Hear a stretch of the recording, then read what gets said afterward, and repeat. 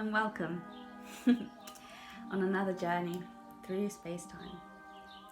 So today I would like to share with you a painting that I did a couple of years ago, and I'll just let you have a look at it for a few moments.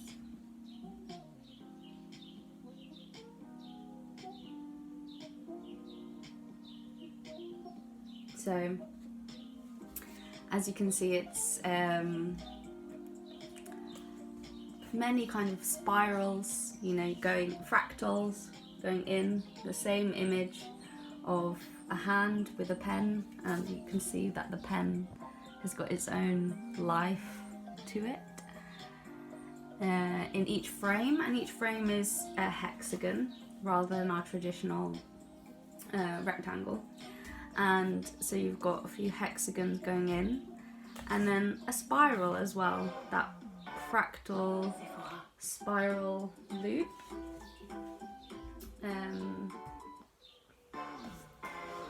And the hand repeats itself, and if you can see also, we've got these roots coming from each hand. So it's quite nice at that angle actually. Looks like you're kind of going into the spiral, into each layer.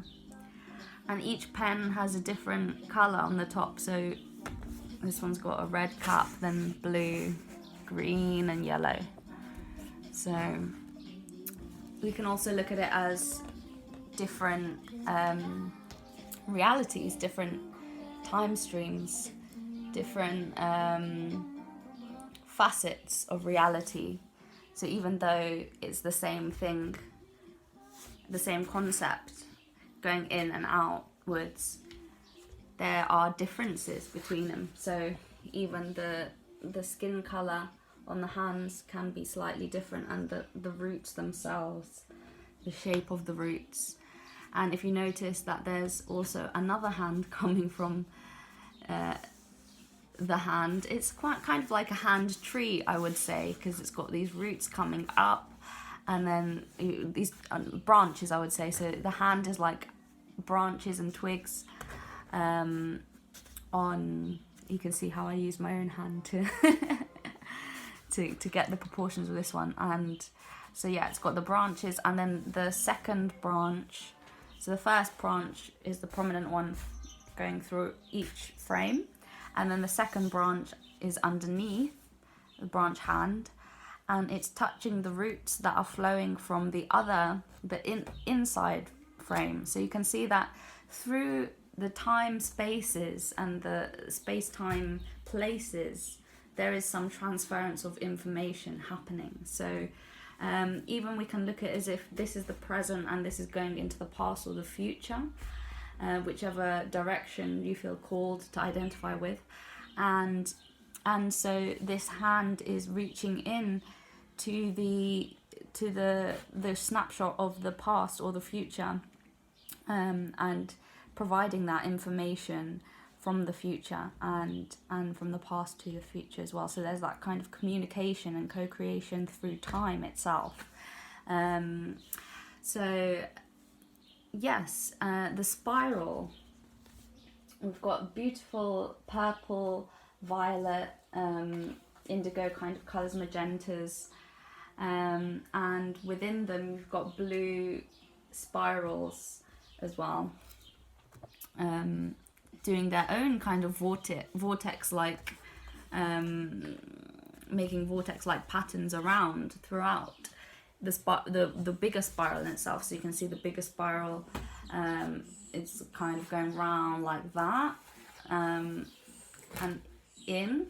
So again, the information is passing and crossing through the dimensions, through the different planes, and then these mini vortexes are the smaller occurrences happening, and maybe even the portals to go popping in and through from different place to place. So the colours that I chose for this painting, you can see a real contrast between the greens and the purples, and then the blue is kind of crossing between the two.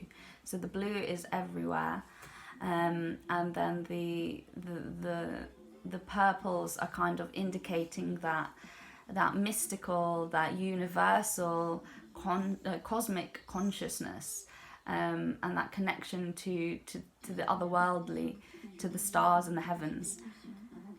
And then you've got the greens, which are more symbolic of the earth and the connection to the root, to the ground, and to the space you're actually in. And even in the action of the prominent feature in here, the thing that's taking action is the hand tree, the hand branch. The hand that's coming from the branch is painting, and it's painting a reflection of itself on a smaller scale. So each one's doing the same thing. It's painting its past almost, or it's painting its future. It's painting the next step, or the step that's happened before. So almost the kind of that reflection of looking within, looking at the smaller, going forwards, and looking at the bigger perspective outwards, when, you know, the pen which is doing, or the paintbrush which is doing its drawing, is conscious and it's watching what's going on as well. So there's a lot going on there. I never really thought about that before, so every time I think or look or talk about one of my paintings, more stuff comes up. So there's also the shape of the blue blobs on the green. So we've already discussed the blue on the purple, which is in these vortexes, portal-like shapes, fractal spiral into infinity. And then the blobs, which may be a bit hard to see in this lighting, on the green. This one is a good one to show. It's got a good contrast of colour. Is the God fractal symbol. So it's kind of that 8 with the smaller blob at the top and then a bigger one, and almost that is there. And if you look up the God fractal on the internet, you can see it, or even on YouTube, they'll show videos of this image, and it'll be like a black blob, and it'll zoom in, and then as it zooms in, it's just fractal upon fractal of the same repeating pattern. So it's like the thumbprint of God, I think it's called, because it's a pattern that just goes on forever. So there's codes and information hidden within the picture itself, the painting itself. And even the hexagon, you can see that we've got, again, these flowers in the 6 pointed direction flowers. So we've got the connection to the hexagon there, and the hexagon, the number 6, is really about death and transformation. So it's kind of embodying all parts and aspects of life and transformation, bringing things to a close, you know, getting rid of the old. That's what death really is getting rid of the old beliefs, you know, death interior in ourselves, egoic death, or spiritual death, or a death of the loved one. It's all showing us, going through the grieving process helps us to move forwards and to leave behind the things, the ideas and the beliefs that no longer serve us, and take forth the things that the idea, or the you that you are before, the person that died, all the things that they brought to this life, you can bring that forth now with you. So 6 is a really powerful alchemical number. I think 3 is for catalyst, it's like change, and then 6 is more about the death of the transformation, and then 9 from that is kind of the full transformation at its peak. You know, you've gone through this process, you've gone through 6, you've gone through that alchemy, and you've come out anew.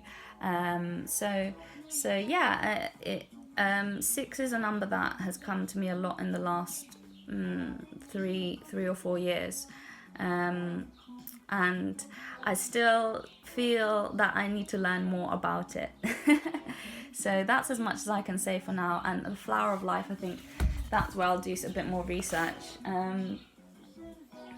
But yeah, so yeah, lots of colors, and lots of distinctive color combinations here. So how do the colors make you feel? So for me, it really is bringing the divine and the cosmic and the earthly together in a picture that is very trippy. It's very trippy because it's like a vortex is drawing you in to the center.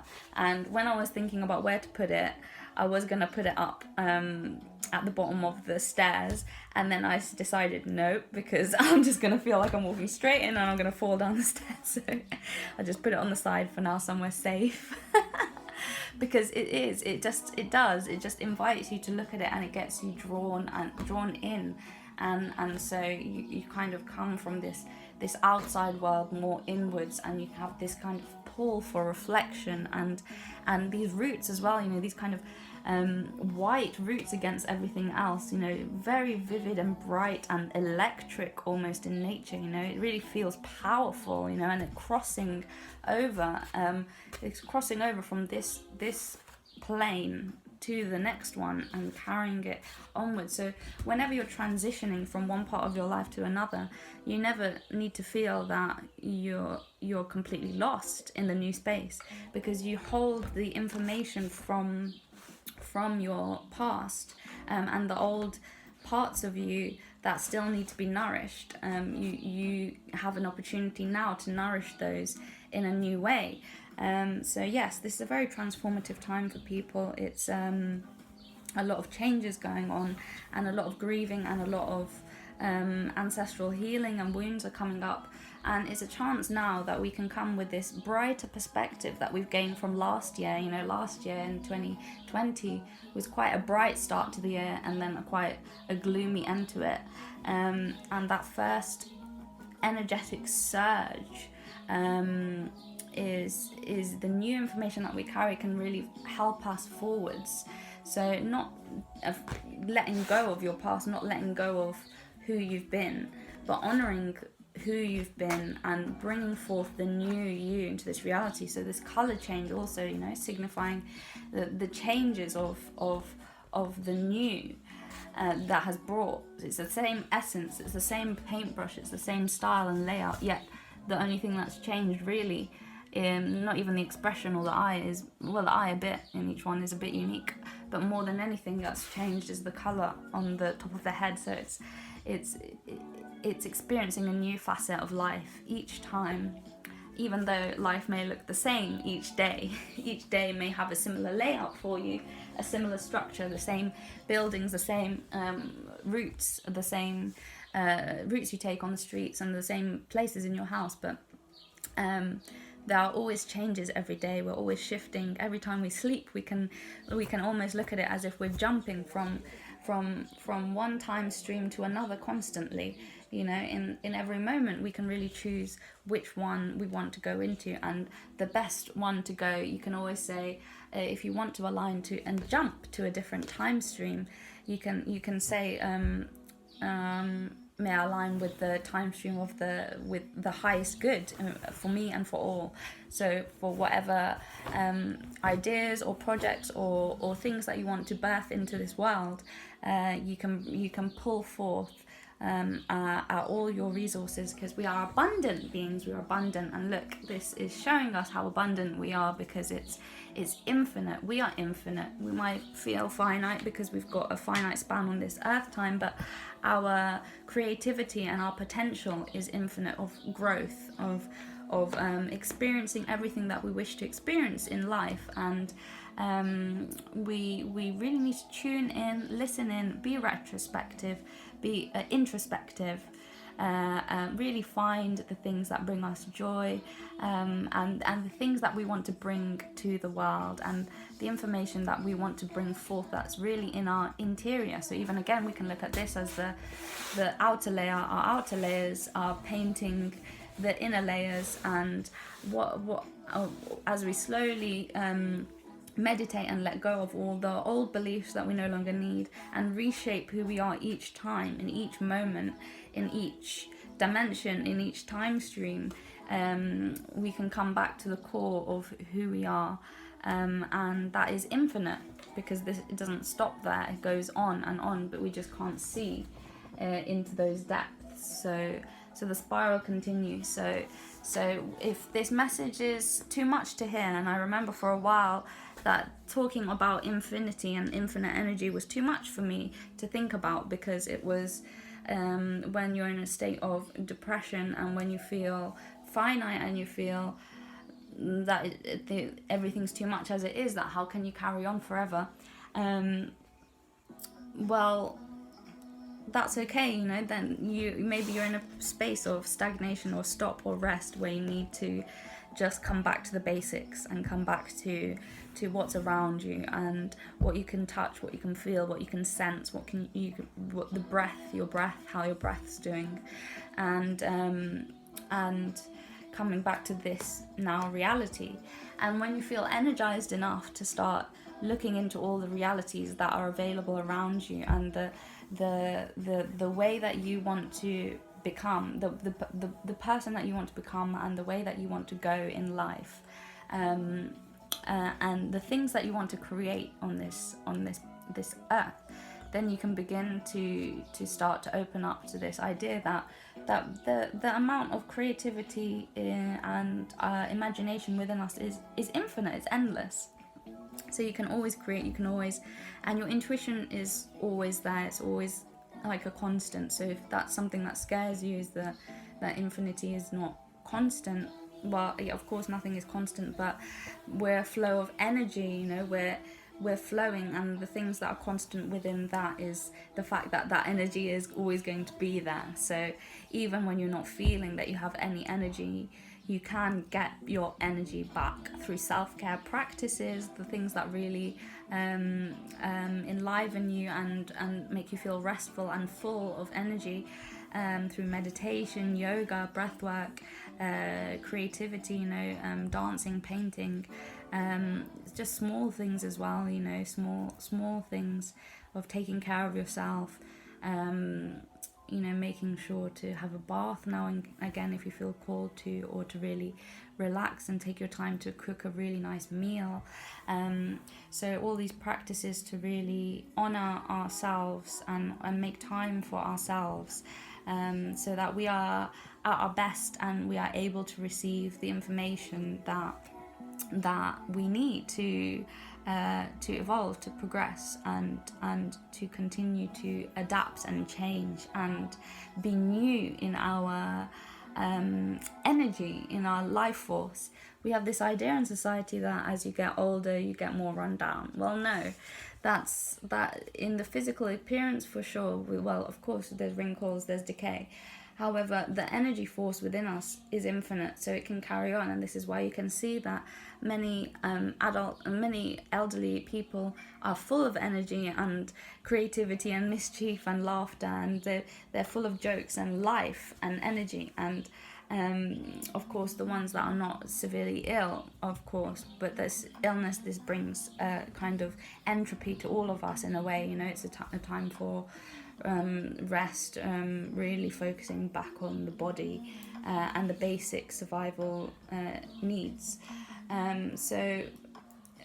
But yes, we continue to increase the amount of energy. The energy that we're receiving now is higher in vibration, in purity, than it has been ever before on this planet, that we've seen in history. So we're coming back to and we've passed the old cycle of time in the Mayan calendar. 2012 was the close of that chapter, and now we're entering a new cycle of time. So even if we can see this as a spiral of time, we're on the new one, and so we're in a new portion of space. We were traveling through an old portion, as if like we were in a black hole. It was all about war and separation, and now we're coming out of that part of space and entering a part of the universe which is really in favor of us to be creative, to be loving, to be kind, and to be gentle with ourselves, compassionate with ourselves, so we can express this to others. Because you can't really be compassionate or loving to anyone else if you're so horrible and mean to yourself. So you've really got to take this time to get this peacefulness and contemplativeness. This is really a time of contemplation and integration. Those are the energies that I'm feeling for this time, since this full moon. I think it was May. Are we in May? May 26th was the super blood moon, super full pink flower blood moon. I can't remember what it was called, but it was a lunar eclipse and a full moon, and it was very intense energies, you know, Sagittarius moon, so very fiery energies, lots of quick thinking, and it just needed to be tempered with coming back to the breath, coming back to your body, how your body's feeling, and starting now. I think there's a shift feeling since then, of now more creativity flowing through, more self-expression, ways that you can express yourself however it feels good and right to you. So not in getting this argumentative phase. If you're getting into an argument with someone, it's a good time to take a few breaths and step away and back down, and come back at another time when you're both in a different headspace, in a more peaceful and loving headspace. And it can be a discussion and solution focused conversation rather than such a fiery, destructive one. So yes, tempering your anger at the moment, really starting to become aware of how you deal with anger and how you can react in a different way going forwards, because we're not fixed by fight or flight or freeze responses. We can adapt and change how we respond, and really meditation helps to teach this, because you start to come back to your breath, you come back to your body. So as emotions come through, you're already aware that nothing's permanent, so you know that anger's going to go eventually, so it won't cause you to act on it. You can let it flow through you and then act when you're in a space where the anger is past and you're in a more centered and balanced mindset for whatever has just happened in the external environment and whatever has triggered you. So always coming back to what is it about this situation that has triggered me? What does it remind me of whenever I last felt this, whenever I first felt this? How have I responded thus far, and how do I want to respond going forwards? So yes, infinity. You've got infinite energy within you. So I'm going to leave you all now today. Yes, I think over the next few next few videos I do will be discussing the paintings mostly, because I'm going to want to start to sell them. so I'm going to get through them all, and then we'll see what comes up through these videos anyway. So the last video I did anyway was first portion was channeling, and then the second portion was the art description. So this one's purely just been art description, and so you'll notice the changes anyway when I'm channeling, compared to when I'm just, you know, discussing myself and bringing my own ideas forward. So it'll become quite apparent and obvious. And just a little word on channeling: it's when you center yourself and you connect to your higher self, and you bring information forwards that afterwards you're like, what was I even saying? You know, I didn't even know what came through. And it can be done in many ways, like through speech, vocally, or through automatic writing, through painting. These are all channeled paintings. All the paintings I paint, and it just comes out layer by layer. Like, I just start getting impulse of an idea or a form or a color or something, and then it just happens by itself. So yeah, I really see them as subconscious messages for myself and for the world. You know, I really feel this calling now as I'm already starting to channel and bring these messages out. I feel to start to explain the artwork and how I see it. And I would love to hear people's interpretations as well down below, because of course art is subjective, and it's all about what the forms mean to you, and colors and textures mean to you, what you take away from it. So yeah, we've got quite a few paintings to go through. and I'm looking forward to it. I'm looking forward to really exploring and divulging in these other worlds, really. So I hope you guys are excited too for this journey.